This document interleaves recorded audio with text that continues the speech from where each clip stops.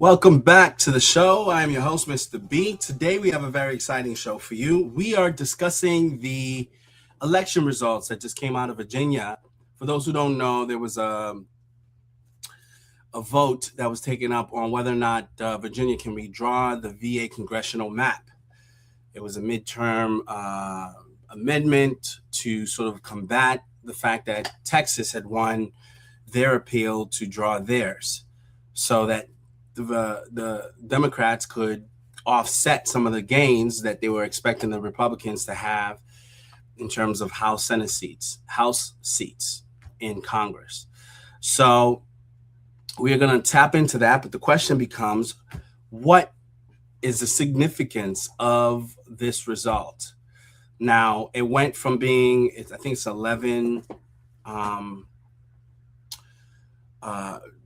different districts that would have been represented. It used to be a 6-5 Democrat district, 6 Democratic districts compared to 5. Now it's getting redrawn to 10 Democratic districts to 1 Republican district, which is going to make it impossible for Congress to ever redo that again, pretty much, because it's going to be like California. You can't. They're all going to have a heavy representation of Democratic leaders in position of power there. So let's go ahead and jump in and see what the stats say and go from there.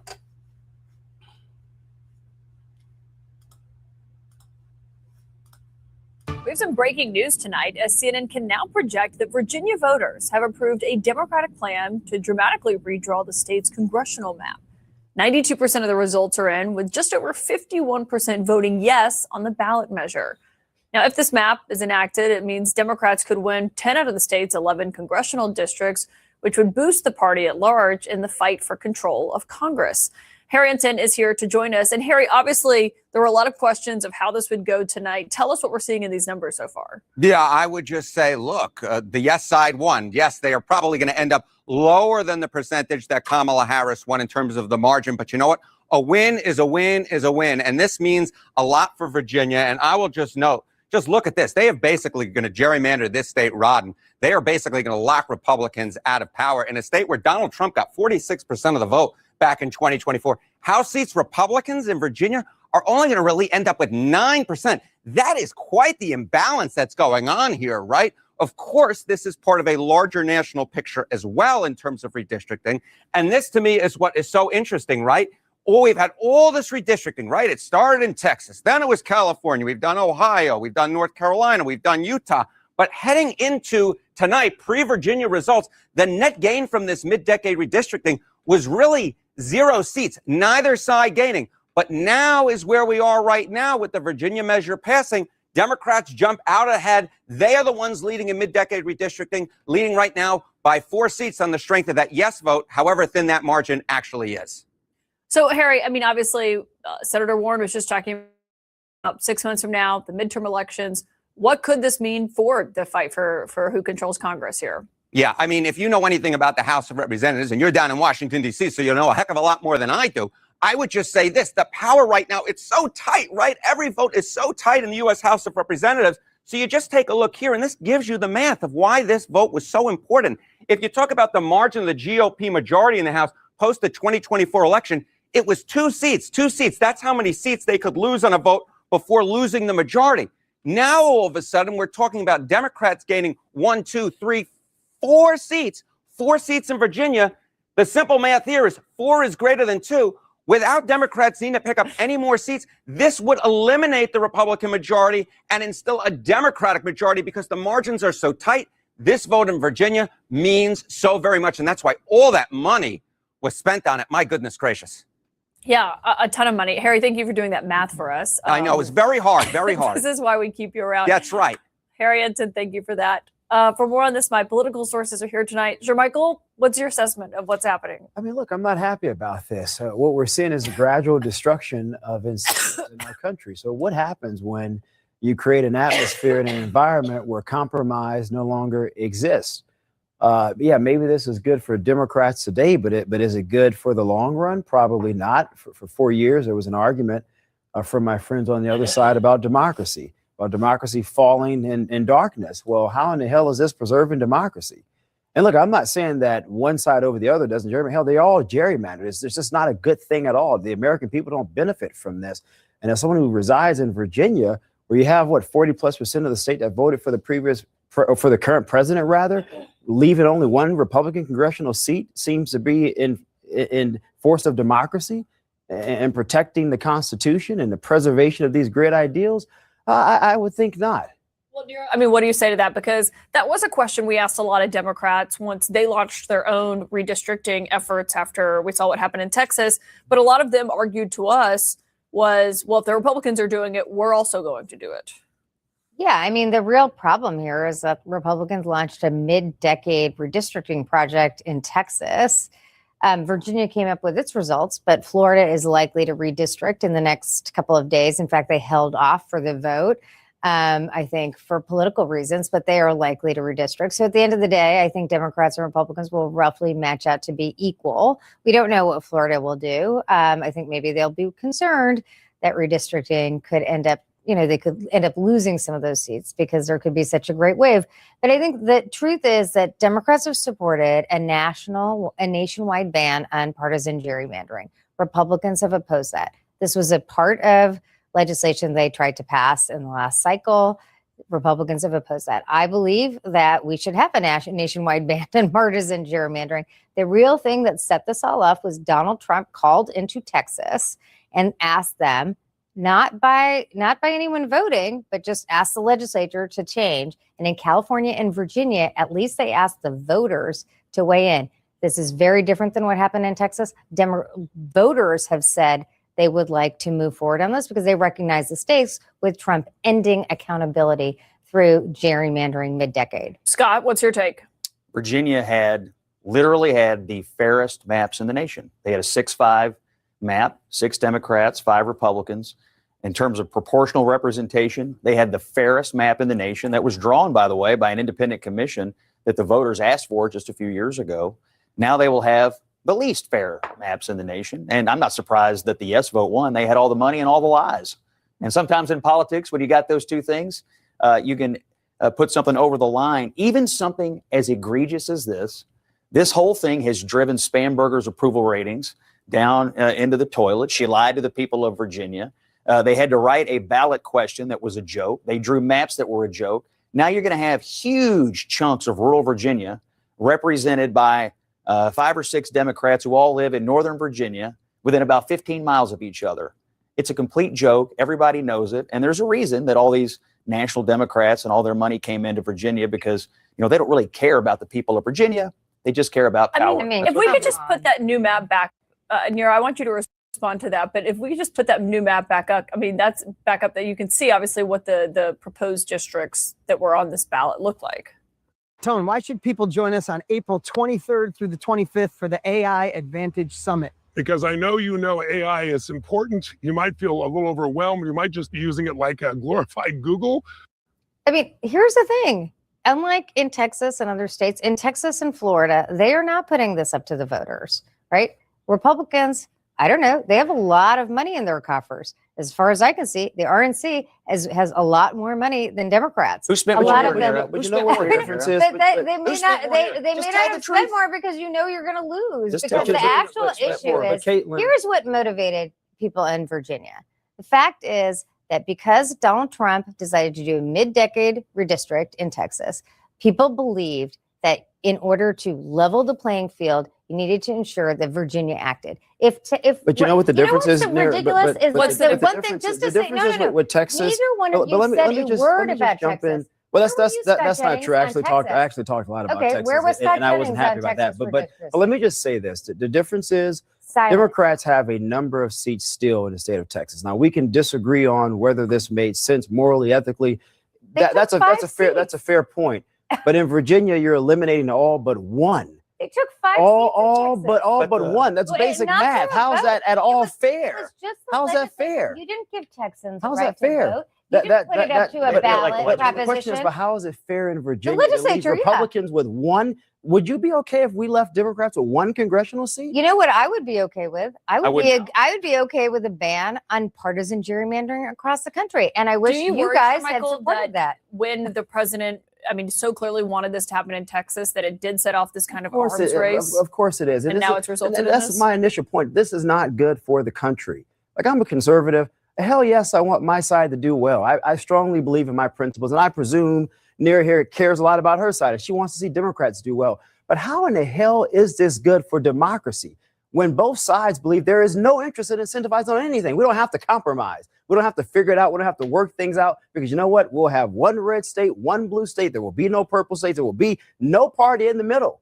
How does that move things forward when you look at the things that this country is currently struggling with on the economic front, the education front, healthcare? You have China, our greatest adversary, that are moving leaps and bounds ahead, and we can't even govern ourselves appropriately. This should make any person in this country happy about where we are. You know, Appalling. I agree.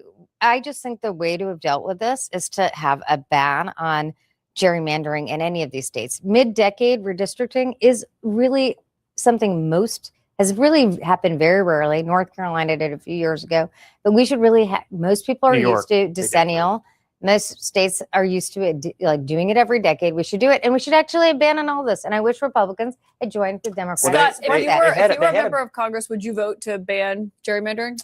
Well, I actually am rather protective of the states making these decisions. That's a no. I don't really have a problem with states making decisions about this. What I have a problem with in this case, look, Texas did what they did. They had a right to do it. Virginia did what they did. What I have a problem with in Virginia is you had a fair map, and you also had an independent commission draw it, and you also had the new governor, tell the people of Virginia during her campaign she wasn't going to do it. So this whole thing was built on lies, and the ballot question, if you read it, was a total joke. You showed the map of the districts; they're a complete joke. And so I think what they've done is they basically disenfranchised 90% of the state. It's against democracy to argue that you're against the voters. I'm a Republican voter in Virginia. I would never do this to Democrats. I don't agree with Democrats on a whole lot of issues. So you disagree There's with no it? way I would do this. You disagree with it on a moral front, and you just on a principle front. Of course. But politically, I mean, if you're Mike Johnson tonight and you're looking at this, how does that make you feel about November? I mean, look, you'd be pretty pissed off, but I'll tell you this. Other Republican states are going to do the same thing. And Democrats should not be surprised if there's one congressional district or if there's 0 congressional districts, because that is where we are now. That's the sound of an American oil company. Okay, so there you have it. The Democrats were successful at winning their bid to redistrict the various counties in Virginia. So now they're going to have representation. So if there's, say, 11 ballots per se, that could be one in that particular state. It's now going to be 10 Democrats versus 1. Or 11 districts, I'm sorry. 10 Democrats versus 1 Republican. So there's going to be 1 Republican representative for the whole state, now compared to 10. Before, it used to be 5 Republican representatives for the whole state compared to 6 Democratic representatives for the whole state. And this is what the redistricting have done. Now, the question is this an early indicator of what's to come? Should Trump be worried? Is this sign or evidence that the midterms may swing against the Republicans simply because of how the country is currently being governed and people's sentiment about Trump and the Republican Party right now? You know, is how he's been governing the country contributing to maybe the lack of support that he may have gotten in the state to actually oppose this redistricting? And that's what we're trying to tackle here, is that I think it does contribute to that. I think the decisions he's made in the past is now affecting people's choices, voting choices, maybe they weren't as enthused to go out. You know, this was pretty close within the margin of victory. 3 or 4 percentage points. So it was rather close. Now, there's another gentleman named Steve Turley who has a YouTube channel that I think he's a conservative commentary person, and he has a different take. He thinks that Trump has a card that he can play that will tip the scale in his favor and thereby offset the gains that the Democrats have made. Whether or not that's true, I don't know. It doesn't seem like it would be true. But I'm guessing he researched it before he brought it to everyone's attention and found that there may be some viability there. Now, the results are being challenged because I guess there's certain constitutions within the state that says that the districts have to be congruent or something. Like there's a certain way that they have to go about drawing the district. They can't tweak it in a way that's not consistent with how the state constitution say it should be done. But that being said, that is a case that's going to have to be heard by the Virginia Supreme Court, which I'm sure will work its way up through the legal branch there. We'll see how that plays out. But as far as it looks like, this is a big win for the Democrats. I'm trying to pull up the video that Professor Turley did because I think he raised up an interesting point. I don't know how viable the point is, but we're gonna sort of examine it to see what comes of it. Let's see. I'm trying to pull up the video here as we speak. Okay, so this is the video. Share this tab. Something absolutely extraordinary is happening in Virginia. And no, it's not what the Democrats think. Yes, they got their redistricting referendum passed barely by the skin of their teeth. But the Virginia electorate actually moved farther to the right yesterday than any Democrat imagined in their worst nightmares. And those nightmares got even worse because Trump has a move. A bold, historically grounded, legally serious move that could erase their entire scheme from the map. Literally. Make sure to stick them to the very end of this video because I'm going to walk you through exactly why Trump is on the verge of permanently ending the left's stranglehold over Virginia and why it might just work. 2, 3, 3. Left the District of Columbia in the first place. And this isn't some wild idea out of left field, as it were, or right field better, right? This is a serious legal argument that many have been making for decades now. It's being made by very serious legal scholars. And here's the history that you need to know. So back in 1790, Virginia ceded a parcel of land, the territory that would become Arlington, to the federal government to help form the new District of Columbia. Virginia's own agreement stated that this land was given for the, quote, permanent seat of the federal government. But then in 1847, under President James K. Polk, that same land was what was called retroceded back to Virginia. And why? You're not going to believe this. Because Virginia wanted to protect slavery in Northern Virginia after the district began moving toward abolition. So after D.C. started adopting abolition, Northern Virginia wanted to save slavery states as much as they could. So Virginia Democrats demanded Arlington be restored back to them, restored back to their state so it could be safe for slavery.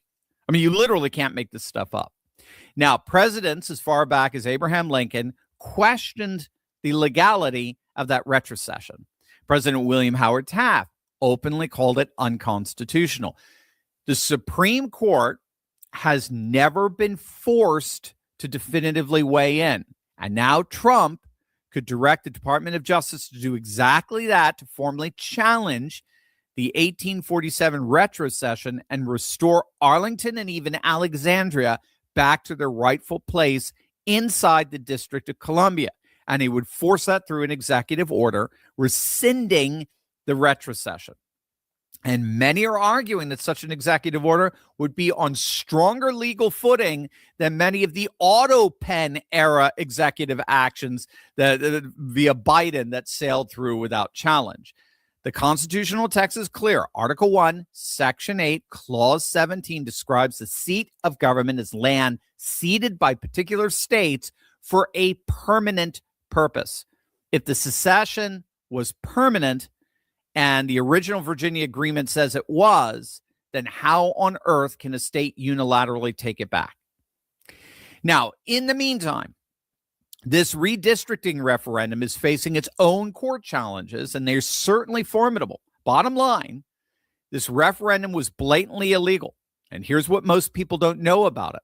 A Tazewell County Circuit Court Judge, Jack Hurley, already ruled that this entire redistricting push was illegal. Judge Hurley found that Democrats failed to follow Virginia's own constitutional rules for amending the state constitution, which require that any amendment pass in 2 separate legislative sessions with an intervening election. Now, the Virginia Supreme Court allowed the referendum to proceed, but critically, the court explicitly stated that its ruling did not resolve the underlying legal questions. They just allowed the referendum to go on.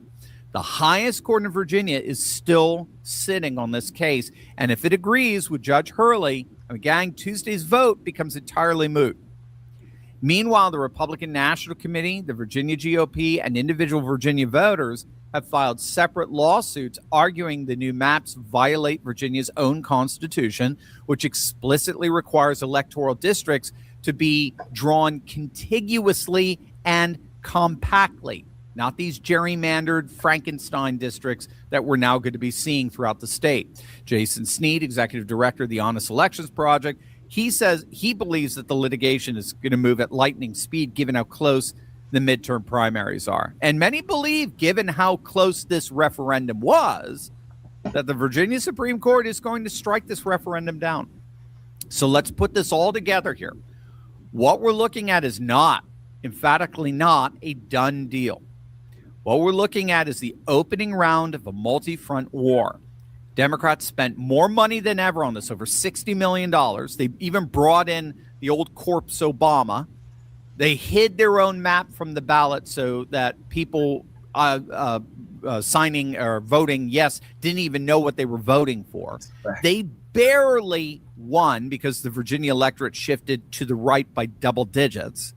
You've got at least one judge already declaring the referendum illegal, and the Virginia Supreme Court is yet to rule. And Donald Trump hasn't played his ultimate card as of yet. If he moves, if he directs the DOJ to revisit the 1847 retrocession, the Democrats' entire Northern Virginia gerrymander machine goes with it. Okay, so there you have it. So Trump has an option that he can play. Obviously, this is an option that challenges Arlington, I guess the county of Arlington, or the district of Arlington, saying that it was ceded to the federal government way back when DC was being constructed by Virginia, and that the reason why it was supposed to be ceded permanently, but a portion of that ceded land was taken back by the Virginia state by a particular president who wanted to preserve, Democratic president who wanted to preserve slavery. So he's saying Trump's play here could be for him to challenge the fact that that land was allocated back to them. And if he challenges that, then that means whatever the percentage of votes they got in that Arlington district will now no longer be taken into account, which could swing the decision back over. Now, that's one of the two methods that Trump could use. He's saying that they could potentially win by appeal, because currently there's a case filed by the Republican Party against the Democrats for redrawing it in the manner that they did. And it's likely that the Virginia Supreme Court may rule against the redistricting. All of these are hypotheticals that could not happen. But as it currently stands, it's likely that the states are being redistricted to have 10 Democratic seats compared to 1 Republican seat. I think this plays a major part with decisions that Donald Trump has been making regarding this Iran war. Sometimes you take your eyes off the ball, you start getting into foreign affairs, and your house starts to crumble, right? He opened up Pandora's box when he says we should redistrict and gave the idea to a lot of Republican governors to start that process. Texas was one of the ones that did, and they successfully protected their right to do that. But now other states that has Democratic leadership, unfortunately, the Republicans lost their reelection bid for control of the state, as the governor was a Democratic governor who won recently. But in light of that, it now means that all the Democratic governors are going to try to redistrict their states to ensure that they have the majority representation in Congress so that they can keep a check and a balance on the president. And if they're successful, Trump is going to have a long couple of years for the rest of his time in office, because I'm sure they're going to go after him for a plethora of things, and may very well try to impeach him. So we've already been through that in his first term, but this is what's on the horizon right now, and what he needs to be planning around and strategizing around. But, let's see how it goes. Let's see if the DOJ takes the steps through the executive order that he issues. Let's see if he even issues the executive order. Let's see how the Republican challenge comes about. Let's see what happens next, because this is likely going to be tough. Essentially, it's like Virginia turned into California. You see how California is a big state with a lot of different districts. Even though there's probably like 40% conservative people there, they only have very little representation because it's been districted in such a way, gerrymandered in such a way, where most of the representation is linked to some sort of Democratic county or district, and they just connected what used to be a Republican district into a Democrat district, and now the votes in the Democrat district outweighs the votes in the Republican district, and therefore they get to have a Democratic representative for that particular district. So that's essentially what's happening. Let's hope this is not the beginning of the end of the whole MAGA movement and the Republican control because of decisions being made. But also, I think this is a warning sign, as they lost the governor's race, and they also lost, this redistricting. So there's 2 losses in Virginia alone that the Republicans have had to face. Now, I understand they didn't put a lot of money because maybe they didn't feel that this was something that was contestable, but, this isn't, a positive sign that, that the Republicans are in a good place going into the midterm. So that's all we got for today. I thank you guys for joining us on this particular show. I ask that you like and subscribe and stay connected to the show if you're not already. Also, I ask that you weigh in. Let me know what you think. Do you agree with this decision? Do you think it's likely Trump will challenge it with an executive order? Do you think it's possible that they could win the appeals case and stop the change that's likely to happen? Can the Virginia Supreme Court stop it? This remains to be seen, but definitely weigh in. Let me know what you think. We invite your voice here on the show, and until we speak again, God bless you guys. Have a good one.